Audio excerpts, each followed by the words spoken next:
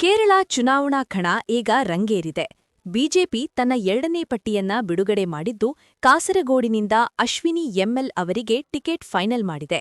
ಇತ್ತ social media star ಡಾ. Robin Radhakrishnan ಕೂಡ ಅಖಾಡಕ್ಕಿಳಿದಿದ್ದು, ಕೇರಳ ಪಾಲಿಟಿಕ್ಸ್ನಲ್ಲಿ ಹೊಸ ಸಂಚಲನ ಮೂಡಿದೆ. ಬಿಜೆಪಿ ಜಿಲ್ಲಾಧ್ಯಕ್ಷೆ ಅಶ್ವಿನಿ ಎಂಎಲ್ ಅವರು ಕಾಸರಗೋಡು ಕ್ಷೇತ್ರದಿಂದ ಅದೃಷ್ಟ ಪರೀಕ್ಷೆಗೆ ಇಳಿದಿದ್ದಾರೆ. ಕಳೆದ ಲೋಕಸಭಾ ಚುನಾವಣೆಯಲ್ಲಿ ಇವರು ವೋಟ್ ಶೇರನ್ನ ಭಾರೀ ಪ್ರಮಾಣದಲ್ಲಿ ಹೆಚ್ಚಿಸಿದ್ರು. ಆದ್ರೆ ಅಶ್ವಿನಿಯವರಿಗೆ ಮಂಜೇಶ್ವರದಿಂದ ಸ್ಪರ್ಧಿಸೋ ಆಸೆಯಿತ್ತು. ಆದ್ರೆ ಅಲ್ಲಿ ಆಂತರಿಕ ಭಿನ್ನಾಭಿಪ್ರಾಯ ಇತ್ತು ಎಂಬ ಮಾತು ಕೇಳಿಬಂದಿತ್ತು. ಬಳಿಕ ಮಂಜೇಶ್ವರದಲ್ಲಿ ಸುರೇಂದ್ರನ್ ಅದೃಷ್ಟ ಪರೀಕ್ಷೆಗೆ ಇಳಿದಿದ್ದಾರೆ. ಬಿಗ್ ಬಾಸ್ ಖ್ಯಾತಿಯ ಡಾ. ರಾಬಿನ್ ರಾಧಾಕೃಷ್ಣನ್ ಅವರು ಕುಂದರಾ ಕ್ಷೇತ್ರದಿಂದ ಸ್ಪರ್ಧಿಸ್ತಿರೋದು ಯುವ ಮತದಾರರನ್ನ ಸೆಳೆಯೋ ತಂತ್ರ ಎನ್ನಲಾಗ್ತಿದೆ. ಹಿರಿಯ ನಾಯಕ ಕುಮ್ಮನಂ ರಾಜಶೇಖರನ್ ಅರಣ್ಮುಲಾದಿಂದ ಮತ್ತು ಬಿ. ಗೋಪಾಲಕೃಷ್ಣನ್ ಗುರುವಾಯೂರಿನಿಂದ ಕಣಕ್ಕಿಳಿಯಲಿದ್ದಾರೆ. ಬಿಜೆಪಿಯ ಈ 2ನೇ ಪಟ್ಟಿ ಈಗ ಕೇರಳದ ರಾಜಕೀಯ ಸಮೀಕರಣವನ್ನೇ ಬದಲಿಸಿದೆ.